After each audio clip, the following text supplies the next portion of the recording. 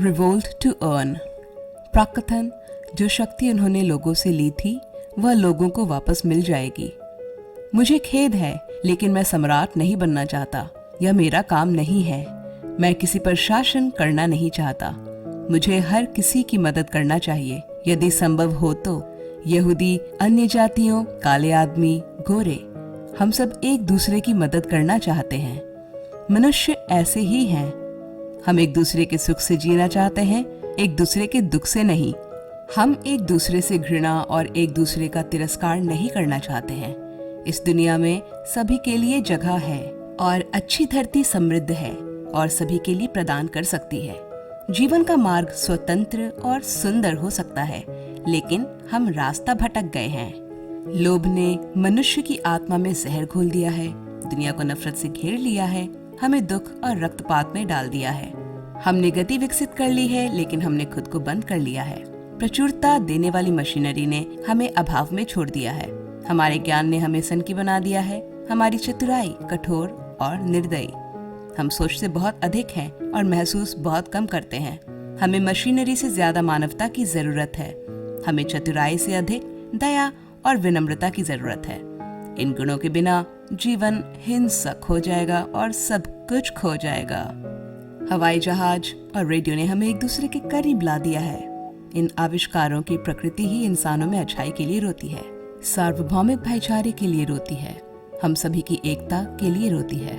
आज भी मेरी आवाज दुनिया भर में लाखों लोगों तक पहुंच रही है। लाखों निराश पुरुष, महिलाएं और बच्चे एक ऐसी व्यवस्था के शिकार हैं जो कुछ इंसानों को प्रताड़ित करती है और कुछ निर्दोष लोगों को कैद करती है। जो मुझे सुन सकते हैं उनसे मैं कहता हूँ, निराश मत हो।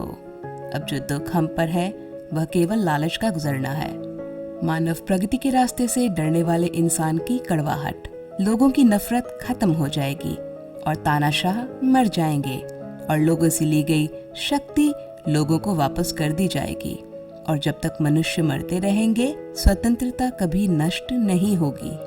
सैनिकों, अपने आप को क्रूर व्यक्तियों को मत दो। जो लोग आपको तुच्छ समझते हैं, आपको गुलाम बनाते हैं, जो आपके जीवन को अनुशासित करते हैं, आपको बताते हैं कि क्या करना है, क्या सोचना है और क्या महसूस करना है। जो लोग आपको ड्रिल करते हैं, आपको आहार देते हैं, आपसे मवेशियों की तरह व्यवहार करते हैं, आपका उपयोग कैननचारे के रूप में करते हैं, अपने आप को इन अप्राकृतिक लोगों को मत दो।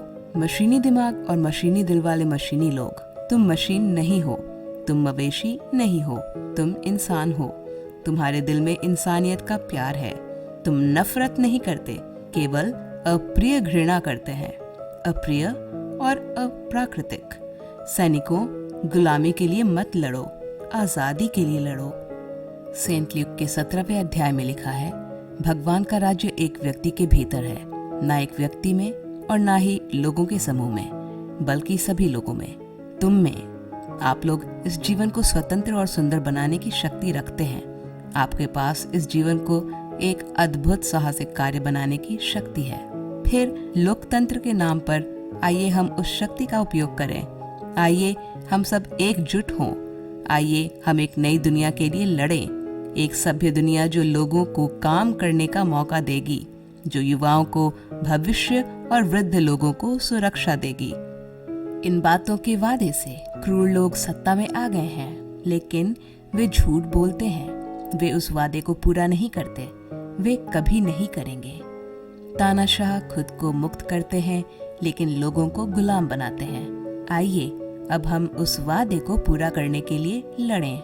आइए हम विश्व को मुक्त करने के लिए, राष्ट्रीय बाधाओं से छुटकारा पाने के लिए, लालच, घृणा और असहिष्णुता से छुटकारा पाने के लिए लड़ें। आइए हम तर्क की दुनिया के लिए लड़ें, एक ऐसी दुनिया जहां विज्ञान और प्रगति सभी की खुशियों की ओर ले जाए। सैनिकों, लोकतंत्र के नाम पर हम सब एक हों। क्रांति का परिचय। मुझे उद्धरणों का उपयोग करने में मजा आता है, विशेष रूप से इतिहास के कुछ बिंदुओं से और कुछ व्यक्तियों के। वे मुझे यह याद दिलाने का काम करते हैं कि कैसे अच्छे इरादों के साथ नरक का मार्ग प्रशस्त किया जाता है। ऊपर दिया गया एक आलाप चार्ली चैपलिन के महान तानाशाह का है। यह अब भी उतना ही सच है जितना तब था। लालच, राजनीति, फांसीवाद, साम्यवाद के साथ ठीक वैसी ही समस्याओं ने हमें दुख और रक्तपात में डाल दिया है। अभी यूरोप में युद्ध चल रहा है। यूरोपीय महाद्वीप पर सबसे बड़े भूमि द्रव्यमान वाले देश ने महाद्वीप पर दूसरे सबसे बड़े भूमि द्रव्यमान के साथ देश पर आक्रमण किया है। दूसरे विश्व युद्ध के बाद यह सबसे बड़ा टकराव है और फिर भी वास्तव में अब किसी को परवाह नहीं है। क्या किसी को परवाह है? अगर आपने पिछले साल खुद से कहा होता कि रूस के खिलाफ यूरोप में बड़े पैमाने पर युद्ध होगा, तो आपने सोचा होता कि यह संभव नहीं है। अब आप अपनी प्रतिक्रिया की कल्पना कर सकते हैं यदि आपको बताया गया कि न केवल उपरोक्त होगा बल्कि 3 महीने से भी कम समय के बाद आप दुनिया की 2 सबसे बड़ी परमाणु महाशक्तियों के बीच चल रहे छद्म युद्ध की तुलना में एक सेलिब्रिटी मानहानि के मुकदमे की अधिक परवाह करेंगे। वामपंथी चीखते हैं, आपने सीरिया की कभी परवाह नहीं की, या फिलिस्तीनी हर रोज इससे निपटते हैं। दक्षिणपंथी चिल्लाते हैं, यूक्रेन आक्रमणकारी है, देखिए क्या हुआ जब रूसियों ने क्यूबा में अमेरिका के पिछवाड़े में मिसाइल डालने की कोशिश की। तो हम लोगों के सामने क्या समाधान पेश किए जाते हैं? राजनीतिक वर्ग हमारी चिंताओं को कैसे शांत करते हैं? खैर, अधिक पैसा छापने से, अधिक हथियार बनाने से, अधिक बम बनाने से, हमारे लिए एक दूसरे को उड़ाने के और अधिक तरीके से, उन लोगों के लिए अधिक पैसा जिनके पास इन संकट से लाभ उठाने के साधन हैं। क्या उसने कहा इन संकटों से लाभ के साधन स्वयं के हैं? ऐसा लगता है कि उत्पादन के साधन स्वयं के हैं। वह एक लानत कम्युनिस्ट है।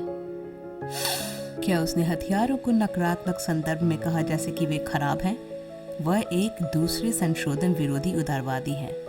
दरअसल मैं बिना बंदूक वाले देश में रहता हूँ और मैं हमारे पुलिस अधिकारियों और सेना के साथ साथ सामान्य लोगों के हथियारों से लैस होने के पक्ष में हूँ। क्षमा करें, वह एक दक्षिणपंथी गननट हो सकता है। उसे हर रोज स्कूलों में बंदूक की शूटिंग चाहिए। क्या आप देखते हैं कि लोग मूल विषय को कितनी जल्दी भूल सकते हैं? हाँ, उपरोक्त सिर्फ एक उदाहरण है। हो सकता है ऐसा इसलिए है क्योंकि मैं लिख रहा हूँ, लेकिन राजनीतिक बनने से पहले मुझे उस बात का जिक्र करना पड़ा जिसके बारे में मैं बात कर रहा था, क्योंकि मैंने अपने विचार और संदर्भ के अभ्यास को पूरी तरह से खो दिया था। यह राजनीति है। राजनीति केवल समस्याओं के समाधान के बारे में बहस करना है, जबकि समस्याएं स्वयं तब तक बिगड़ती है जब तक कि अगली समस्या आपको पिछली स्थितियों से विचलित ना कर दे, जो अंततः खुद को हल कर सकती है या नहीं। जबकि हमारी सरकारें उन समाधानों के लिए वैचारिक रूप से बहस करती हैं जिन्हें व्यावहारिक रूप से हल करने की आवश्यकता है। युद्ध एक रैकेट है। यह हमेशा से रहा है। यह संभवतः सबसे पुराना, आसानी से सबसे अधिक लाभदायक, निश्चित रूप से सबसे शातिर है। यही केवल एक अंतर्राष्ट्रीय दायरे में है। कर्ज पैसा है, पैसा कर्ज है। जब आप किसी देश पर बमबारी करते हैं, उसके सभी महत्वपूर्ण बुनियादी ढांचे को नष्ट कर देते हैं और उसका पुनर्निर्माण करना होता है, तो आपको क्या लगता है कि विशेषाधिकार के लिए किसे भुगतान किया जाता है?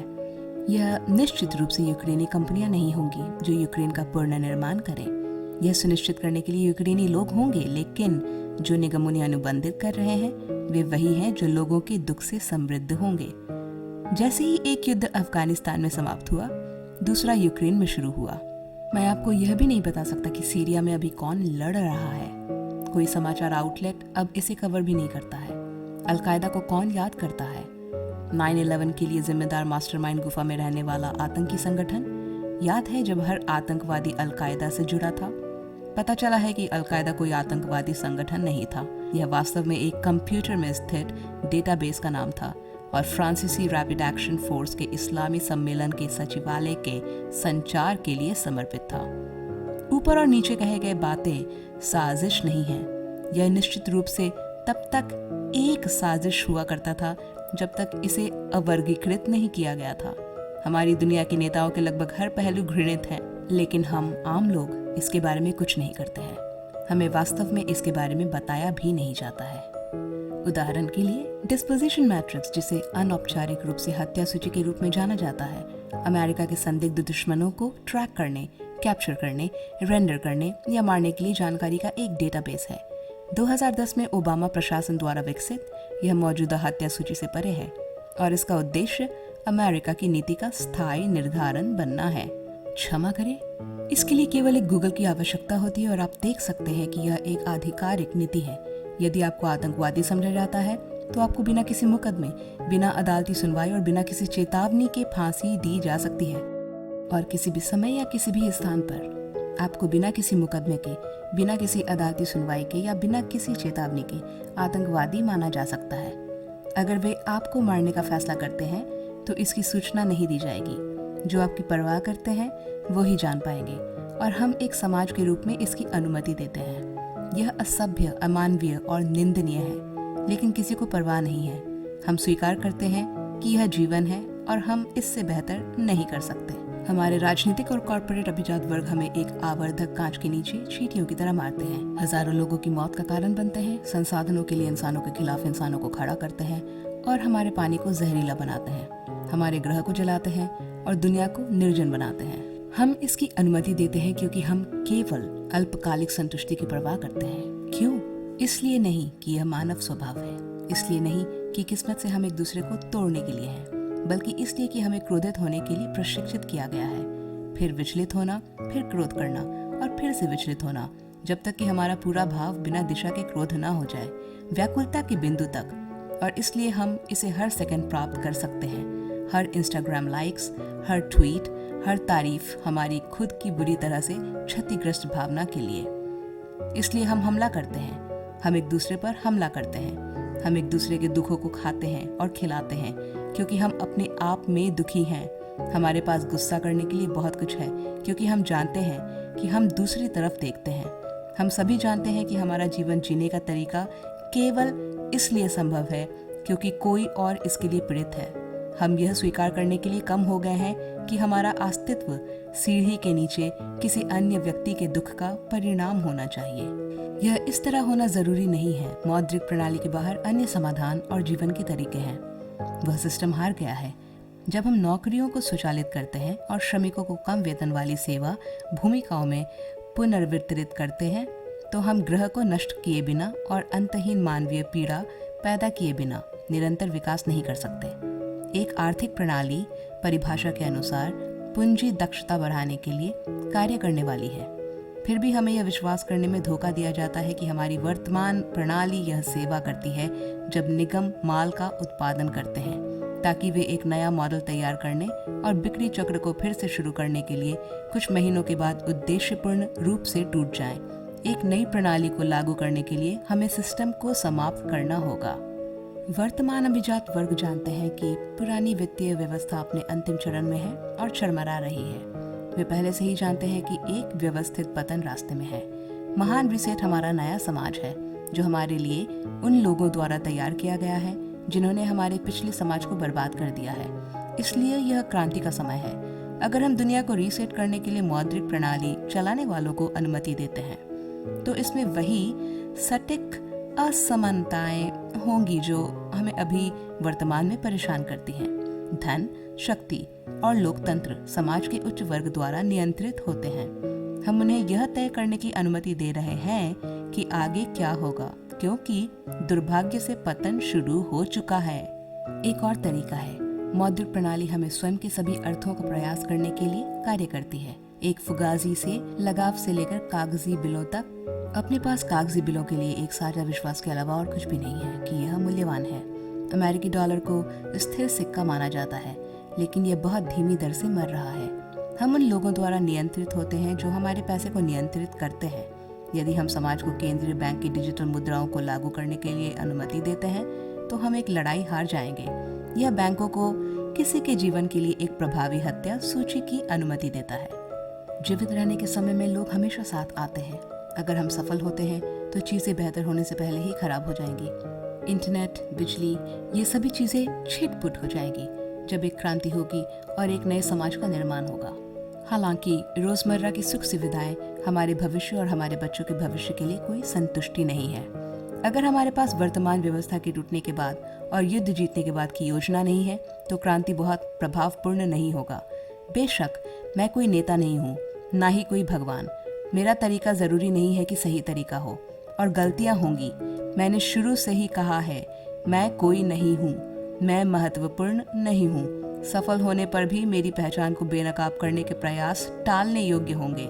मैं बिना किसी परिणाम वाला आदमी हूँ, एक कीबोर्ड पर टैप कर रहा हूँ और मैं बदला जा सकता हूँ। मैं र्योशी हूँ, एक ऐसी प्रणाली जो ऊपर बताए गए समान सिद्धांतों पर काम करती है कि मनुष्य जीवित रहने के लिए एक साथ बंधे हैं, एक संसाधन आधारित अर्थव्यवस्था है। वीनस प्रोजेक्ट से इसका एक उदाहरण नीचे वर्णित है। राजनीतिक दर्शन, धार्मिक विश्वास या सामाजिक रीति रिवाजों में ध्यान दिए बिना सभी सामाजिक आर्थिक प्रणालियां अंततः प्राकृतिक संसाधनों पर निर्भर करती है, जैसे स्वच्छ हवा और पानी, कृषि योग्य भूमि और उच्च जीवन स्तर बनाए रखने के लिए आवश्यक तकनीक और कर्मचारी वर्ग। आधुनिक समाज के पास अत्यधिक उन्नत तकनीकों तक पहुंच है और वह भोजन, कपड़े, आवास, चिकित्सा देखभाल, एक प्रासंगिक सौर, पवन और ज्वार की असीमित आपूर्ति भी विकसित कर सकता है। अब यह संभव है कि एक समृद्ध सभ्यता प्रदान करने वाली सभी सुविधाओं के साथ पृथ्वी पर प्रत्येक व्यक्ति उच्च जीवन स्तर का आनंद ले सके। यह विज्ञान और प्रौद्योगिकी के बुद्धिमान और मानवीय अनुप्रयोग के माध्यम से पूरा किया जा सकता है। व्यक्ति और हित समूह उन कानूनों द्वारा शासित होते हैं जो जहां भी संभव हो अधिकतम लाभ की मांग करते हैं। ये कानून आज अधिकांश देशों में प्रचलित मौद्रिक प्रणाली में निहित हैं। पूंजी बाजार की मूल सिद्धांत वित्तीय संकट पैदा करने वाले हर कीमत पर घातीय वृद्धि की मांग करते हैं, जैसे अमेरिका में 1929 का महामंदी और 2007-2008 का हालिया वित्तीय संकट। हम सीमाओं और विश्वासों से अलग हो गए हैं जो हमारे लिए वैचारिक रूप से विभाजित होने के बावजूद प्रासंगिक समाधानों पर पहुंचना असंभव बनाते हैं। आज हमारी अधिकांश समस्याएं तकनीकी हैं, लेकिन हम अभी भी राजनीतिक माध्यमों से समाधान ढूंढ रहे हैं। हमें यह स्वीकार करने की आवश्यकता है कि इन वैश्विक खतरों को समाप्त करने के लिए व्यक्तिगत राय के बजाय कार्यप्रणाली के रोजगार की आवश्यकता है। हम अपनी समस्याओं को उसी सोच के साथ हल नहीं कर सकते हैं जो हमने उन्हें बनाते समय इस्तेमाल किया था। Albert Einstein. निष्क्रियता का समय समाप्त हो गया है। रिवोल्ट टू अर्न यहाँ 2 कारणों से है। सबसे पहले कई का समर्थन करने के लिए जिन्होंने निस्वार्थ रूप से कल्ट के बारे में बात करने के लिए अपना समय समर्पित किया है, और दूसरा क्रांतिकारियों को व्यक्तिगत स्तर पर निधि देने के लिए, जबकि कल्ट क्रांति से परे हमारे भविष्य की दिशा में निर्माण करने के लिए बड़े पैमाने पर तंत्र के लिए धन प्रदान करता है। यह ध्यान रखना महत्वपूर्ण है कि नीचे दिए गए मॉडल को क्रांति के बाद लोगों की सभा के रूप में इस्तेमाल किया जा सकता है। व्यक्तियों को उनके सपनों को पूरा करने के लिए धन उपलब्ध कराने का एक निरंतर परिवर्तनशील और इस प्रकार सत्ता साझा करने वाला मॉडल। क्या आप एक कलाकार हैं, एक अदाकार, एक मानसिक स्वास्थ्य परामर्शदाता जो समर्थन की सबसे अधिक आवश्यकता वाले लोगों का समर्थन करना चाहते हैं, फिर अनेक से फंडिंग का अनुरोध करें। रिवोल्ट एक प्रभावी विकेंद्रीकृत पेरोल और लेखा प्रोटोकॉल हो सकता है। यदि उस समय के 500 कल्ट मेंबर आपके प्रस्ताव और आवश्यकता या कार्रवाई के प्रमाण को स्वीकार करते हैं तो बस इतना ही आवश्यक है। इसके बाद और रिवोल्ट टू अर्न के दौरान भी यदि आप उन लोगों की मदद करना चाहते हैं जो वर्तमान प्रणाली द्वारा पीछे रह गए हैं तो आप कर सकते हैं। कोई कागजी कार्रवाई नहीं, कोई लाल फीताशाही नहीं, केवल 500 लोग जो सहमत या असहमत हैं कि आपने जो अनुरोध किया है वह आपको मिलना चाहिए या नहीं। क्रांति के बाद के लिए नीचे दी गई प्रणाली का उपयोग खगोलीय पैमाने पर किया जा सकता है। लोगों के स्थानीय, राष्ट्रीय या अंतर्राष्ट्रीय नेटवर्क का समर्थन करने का एक पूरी तरह से विकेंद्रीकृत तरीका। आपको केवल विस्तार की आवश्यकता है और यह प्रणाली एक राष्ट्रीय स्वास्थ्य सेवा की जगह ले सकती है, एक स्थानीय शहर चला सकती है, कल्ट घोषणा पत्र के बाद एक नया शहर बनाने में मदद कर सकती है, एक कल्ट राष्ट्र राज्य जो हमारे अब तक बनाए गए सुंदर समुदाय पर आधारित है, लेकिन वास्तविक भौतिक आवासों में नीचे की अर्थव्यवस्था को दोहराया जा सकता है और 10 या 100 गुना बढ़ाया जा सकता है। यह जितना रोमांचक है, भविष्य जितना शांतिपूर्ण और नैतिक रूप से संतोषजनक हो सकता है। पहले आपको पागल होना पड़ेगा। मुझे आपको यह बताने की जरूरत नहीं है कि चीजें खराब है। हर कोई जानता है कि चीजें खराब है। यह एक अवसाद है। हर कोई बेरोजगार है या अपनी नौकरी खोने से डरता है। डॉलर एक निकल का मूल्य खरीदता है। बैंकों का भंडाफोड़ हो रहा है। दुकानदार काउंटर के नीचे बंदूक रखते हैं। गली में बदमाश भाग रहे हैं और कहीं भी ऐसा कोई नहीं है जो यह जानता हो कि क्या कारण है, और इसका कोई अंत नहीं है।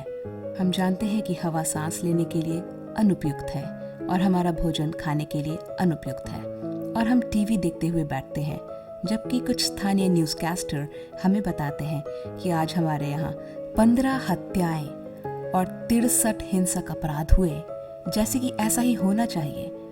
हम जानते हैं कि चीज़ें खराब हैं, बुरे से भी बदतर, वे पागल हो रहे हैं। ऐसा है जैसे हर जगह सब कुछ व्याकुल हो रहा है, इसलिए अब हम बाहर नहीं जाते, हम घर में बैठते हैं और धीरे धीरे हम जिस दुनिया में रह रहे हैं वह छोटी होती जा रही है और हम बस यही कहते हैं, कृपया कम से कम हमें हमारे रहने वाले कमरे में अकेला छोड़ दो। मेरे पास मेरा टोस्टर और मेरा टीवी और मेरा स्टील बेल्ट रेडियल रहने दो और मैं कुछ नहीं कहूँगा। बस हमें अकेला छोड़ दो। आपको पागल होना पड़ेगा। आपको कहना होगा, मैं एक इंसान हूँ, मेरे जीवन का मूल्य है। इसलिए मैं चाहता हूँ कि तुम अभी उठो। मैं चाहता हूँ कि तुम सभी अपनी कुर्सियों से अभी उठो। मैं चाहता हूँ कि तुम अभी उठो और खिड़की के पास जाओ, इसे खोलो और अपना सिर बाहर करो और चिल्लाओ, मैं बहुत ज्यादा पागल हूँ और मैं इसे और बर्दाश्त नहीं कर सकता हूँ। Peter Finch, network 1976। आर्थिक प्रवाह। रिवॉल्ट कल्ट डाओ का पहला इकोसिस्टम टोकन है और इसे पॉलीगॉन नेटवर्क पर 0.4 कराधान के साथ पॉलीगॉन POS टोकन के रूप में बनाया गया है, जबकि कल्ट विकेंद्रीकरण को आगे बढ़ाने वाले प्रोटोकॉल को निधि देने के लिए काम करता है। रिवॉल्ट उन लोगों का समर्थन करना चाहता है जो पूर्व कथित ही लक्ष्य की दिशा में काम कर रहे हैं। प्रत्येक 15 दिनों में 490 स्टेकर्स, 10 लगातार NFT मालिक, सभी रिवोल्ट स्टेकर्स यू रिवोल्ट मालिकों से निरुद्देश्यता से चुने जाते हैं। इन 500 कल्ट मेंबर के पास उपयोगकर्ताओं द्वारा प्रस्तुतियों को स्वीकृत या अस्वीकृत करने का काम है, जो उन्होंने कल्ट इकोसिस्टम और रिवोल्ट की मदद करने के लिए किए हैं। उपयोगकर्ता चुन सकते हैं कि वे अपनी कार्रवाई के लिए किस पुरस्कार के पात्र हैं। कार्य की कठिनाई, जोखिम और हमारी क्रांति में उनके कार्य को कितना योगदान है, उसके आधार पर आप अगले खंड कार्य के नियम में कुछ दिशा निर्देश पा सकते हैं। जैसा कि पहले उल्लेख किया गया है, रिवॉल्ट के ये कार्य कई लोगों द्वारा किए जाते हैं और व्यक्तिगत कार्यों पर आधारित होते हैं। यह रिवॉल्ट की फंडिंग राशियों में परिलक्षित होता है, जो है 0.1, 0.25, 0.5, 0.75, 1, 1.5 रैप्ड इथेरियम। यदि यह एक बड़े पैमाने पर कार्रवाई है जिसमें अधिक धन की आवश्यकता होती है, तो कृपया कल्ट का उपयोग करें। यदि क्रांतिकारी कार्रवाई को कल्ट मेंबर द्वारा अनुमोदित किया जाता है, तो वोट देने वाले सक्रिय होने के लिए प्रोत्साहन के रूप में 5% रखते हैं और साझा करते हैं। रिवॉल्ट की 40% राशि क्रांतिकारी को जाती है, 25% को जलाया जाता है और 25% को स्टेकर्स के लिए भेजा जाता है। शेष 5% को कल्ट मल्टीसिक पते पर भेजा जाता है, जहां इसका उपयोग बायबैक और कल्ट को जलाने के लिए किया जाएगा। कुछ लोग आकार के बारे में सोच सकते हैं और क्रांतिकारी के पास केवल 40 क्यों जाते हैं, कुछ प्रतिशत स्टेकर्स को क्यों भेजा जाता है और ये प्रतिशत कैसे तय किए गए। ठीक है, आपको केवल स्टेपन और SLP को देखने की आवश्यकता है ताकि यह पता लगाया जा सके कि केवल पुरस्कार देना एक स्थायी आर्थिक मॉडल नहीं है। रिवॉल्ट मॉडल क्रांतिकारी को 40% कमाने की अनुमति देता है, जबकि 25% अपस्फीति पहलू भी प्रदान करता है। इसके अलावा अन्य 25% उपयोगकर्ताओं को अपने टोकन को दांव पर लगाने के लिए प्रोत्साहित करते हैं। साथ ही अपस्फीति से कुल आपूर्ति में पूरी कमी के साथ सामान्य प्रचलन से बाहर होने के कारण आपूर्ति पर अधिक दबाव डालते हैं। स्टोन सूप, आपसी सहायता।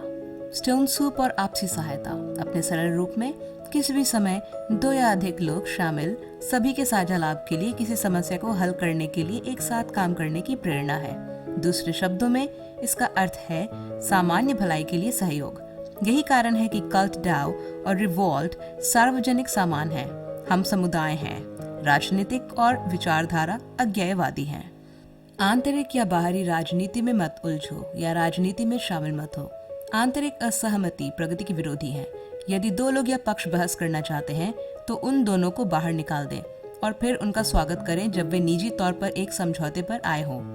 एक इकोसिस्टम को बढ़ावा देते समय कौन है या कौन नहीं है, इस पर तर्क व्यर्थ है। हम सभी उत्पीड़ित हैं। कुछ दूसरों की तुलना में अधिक उत्पीड़ित हैं। शत्रु उत्पीड़क हैं, आपका साथी नहीं। जातिवाद, लिंगवाद, जेनोफोबिया, सभी एक ऐसी प्रणाली के कारण होते हैं जो हमें एक दूसरे के खिलाफ खड़ा करने के लिए काम करती है, जबकि सत्ता में अभिजात वर्ग हमारे आसपास की दुनिया को नष्ट करने और जलाने के लिए। दुनिया अपरिवर्तनीय रूप से क्षतिग्रस्त है, निष्क्रियता से अपरिवर्तनीय क्षति हुई है। इसकी अनुमति किसने दी? हम ग्लैडिएटर गड्ढे में लड़ने में इतने व्यस्त हो गए हैं कि हम अपने ऊपर सर्कस देखने वाले सम्राट को नहीं पहचानते। समय आ गया है कि हम गड्ढे में लड़ना बंद कर दें और अपनी निगाहें मोड़कर सीधे दुश्मन की ओर देखें। जिस ग्लैडिएटर से हम लड़ रहे हैं उस पर हमारी निगाहों को प्रशिक्षित रखने के लिए सिस्टम कार्य करता है, क्योंकि अगर हम अपने खड़े प्रतिद्वंदी को देखना बंद कर दें तो हम सब कुछ खो देते हैं। अगर हम मानव जाति के लिए खड़े होने की हिम्मत करते हैं तब भी हम सब कुछ खो देते हैं। अपने प्रतिद्वंदी से दूर और सच्चे उत्पीड़क की आंखों में देखने की हिम्मत करने के लिए यह हमसे लिया गया है। कल्ट उस घेरे को तोड़ने के लिए कार्य करता है। हम चक्र को रोककर क्रांति को वित्त पोषित करते हैं।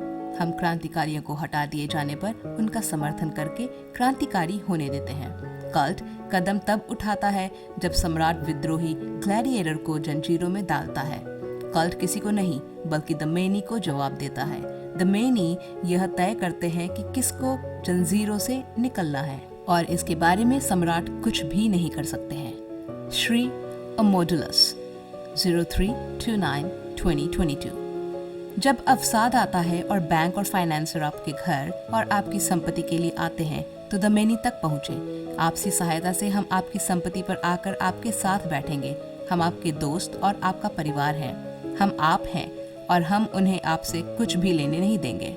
कार्य के नियम कुशल और संगठित होने के लिए प्रस्ताव और मतदान की अवधि इस प्रकार संरचित की जाती है।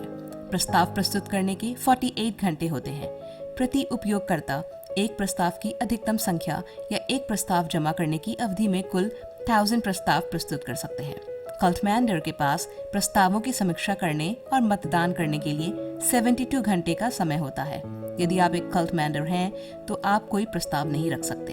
हमने इस तथ्य के कारण बैच अनुमोदन की अनुमति नहीं देना चुना है कि हम चाहते हैं कि प्रत्येक प्रस्ताव को देखा जाए और उसकी समीक्षा की जाए।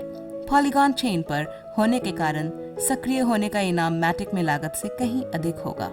हमने नीचे कुछ दिशा निर्देश दिए हैं कि रिवोल्ट टू अर्न कैसे खेलें और आपको विभिन्न इनाम स्तरों से क्या उम्मीद करनी चाहिए। कृपया ध्यान रखें कि रहने की लागत एक क्षेत्र से दूसरे क्षेत्र में अलग अलग होगी। इसलिए जब आप प्रस्ताव जमा कर रहे हैं तो यह सबूत देना महत्वपूर्ण है कि अधिनियम कहाँ हुआ और जितना संभव हो उतना संदर्भ देना। नोट: नीचे कुछ सैद्धांतिक दिशा निर्देश, रूपक और जुमले हैं जो व्याख्या के लिए खुले हैं, बाइबल या अन्य धार्मिक पुस्तकों की तरह। उदाहरण के लिए उत्पत्ति में अपने बेटे को मोरिया देश में ले जाओ और अपने बेटे को मेरे लिए बलिदान के रूप में मार डालो। हम ईसाइयों पर भरोसा करते हैं कि वे अपने बच्चों की हत्या ना करें, है ना? 0.1 और 0.25 रैप्ड इथेरियम।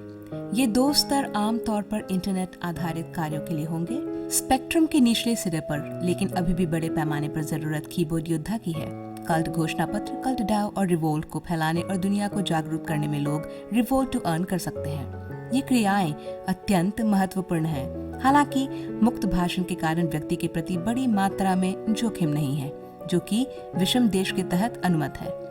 कृपया आपके द्वारा खर्च किए गए संसाधनों और समय को ध्यान में रखें और गतिविधि का अधिक से अधिक डेटा प्रदान करें। केवल कल्ट और रिवोल्ट के बारे में ट्वीट करना और बात करना इनाम के लिए पर्याप्त कारण नहीं है। ऐसा इसलिए है क्योंकि यह आपका प्रोटोकॉल है। आपको अपना खुद का बैग पंप करना चाहिए। यदि आपको लगता है कि आपके कार्य ऊपर और परे गए हैं और आपने मिशन पर अतिरिक्त समय और संसाधन खर्च किए हैं, तो निश्चित रूप से एक प्रस्ताव प्रस्तुत करें। 0.5 रैप्ड इथेरियम। वर्तमान इथेरियम कीमतों पर क्रांतिकारी को $400 प्राप्त होंगे, जो इस स्तर से $800 से 1000 तक के उच्चतम स्तर पर पहुंच सकता है। यह उन लोगों के लिए है जो कल्ट मैनिफेस्टो को फैलाने और रिवोल्ट टू अर्न के संदेश को फैलाने के लिए शारीरिक कार्रवाई कर रहे हैं। यह कल्ट को वास्तविक जीवन के साथ साथ ऑनलाइन लोगों के लिए दृश्यमान बनाने के लिए पत्रक वितरित करने, स्टिकर लगाने, विरोध करने या अन्य शांतिपूर्ण लेकिन महत्वपूर्ण कार्रवाई करने का एक दिन या सप्ताहांत हो सकता है, और इसे उन लोगों तक फैलाया जा सकता है जो ऑनलाइन अधिक समय नहीं बिता रहे हैं। दुनिया में कभी भी ऐसा कोई कस्बा या शहर नहीं होना चाहिए जहां आप भौतिक सबूत ना देख सके कि कल्ट सेना वास्तव में हर किसी के आसपास है। 0.75 रैप्ट इथेरियम। कोई भी परिचित या जिसने अतीत में सक्रिय आंदोलनों में भाग लिया है वह सामान्य कार्रवाई के विपरीत मसालेदार शब्द को जानता होगा। ये क्रियाएं मसालेदार होती हैं क्योंकि वे एक हद तक जोखिम के साथ आती हैं।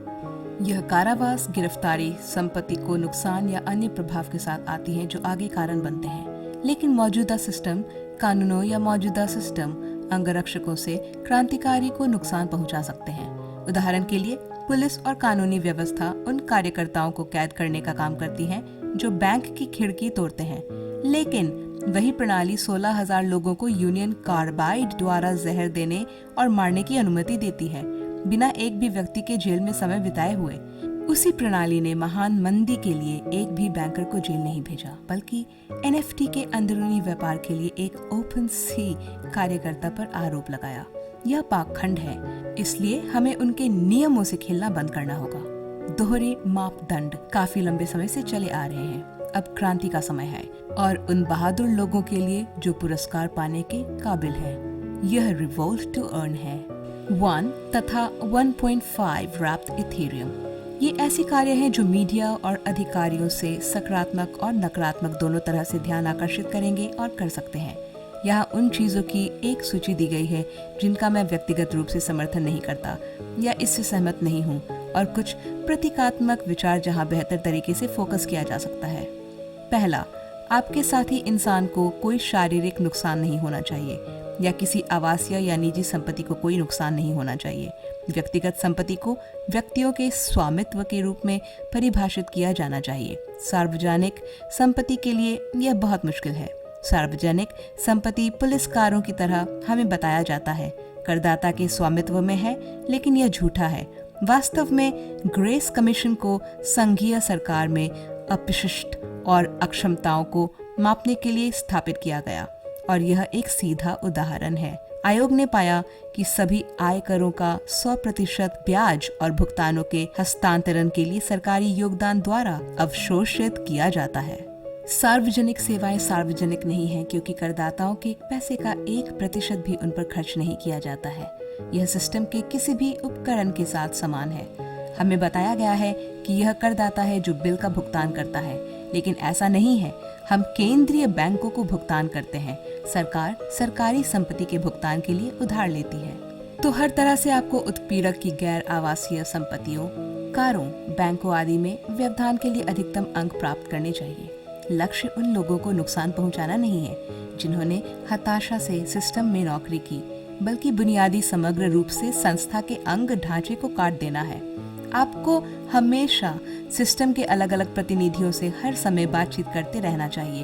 आपको सिस्टम के प्रतिनिधियों को समस्या को छोड़ने और लड़ने के लिए मनाने के लिए काम करना चाहिए, ना कि इसका हिस्सा बनने के लिए। दूसरा, माँ और पिताजी स्टोर नहीं। शनेल, गुची, डायर, वॉलमार्ट आदि के लिए अपना गुस्सा बचाएं। अगर आप खुद को शॉपिंग जिले में पाते हैं तो इसे उत्तम दर्जे का रखें। तीसरा, इस बारे में सोचें कि कार्रवाई किसको प्रभावित कर रही है। अगर यह कोई संस्था या आपके साथी लोग हैं, उदाहरण के लिए किसी शहर के लिए ट्रेन की पटरी या राजमार्ग को अवरुद्ध करना बैंकरों को निश्चित रूप से अपनी नौकरी पर जाने से रोक सकता है, लेकिन यह कई अन्य बेगुनाहों को परेशान करने और बाधित करने का काम भी करेगा। हट के सोचो, बुनियादी ढांचे के बारे में सोचो। पाइपलाइन, डेटा सेंटर, व्यापार मार्ग, बंदरगाह ये कमजोर बिंदु हैं। ये धमनियां हैं जहां लोगों या व्यक्तियों के एक छोटे समूह पर भारी प्रभाव पड़ सकता है। ट्रक ड्राइवर, फेरी चालक, मालवाहक जहाज की यूनियन से बात करें, व्यक्तियों से बात करें और उन्हें भविष्य के लिए हमारे दृष्टिकोण के बारे में बताएं। उन्हें बताएं कि हम कई हैं और हम सब साथ मिलकर लोगों का सत्ता वापस ला सकते हैं। तुमने जो किया उसके कारण सारा शहर जल रहा है। मुझे पता है, क्या यह सुंदर नहीं है?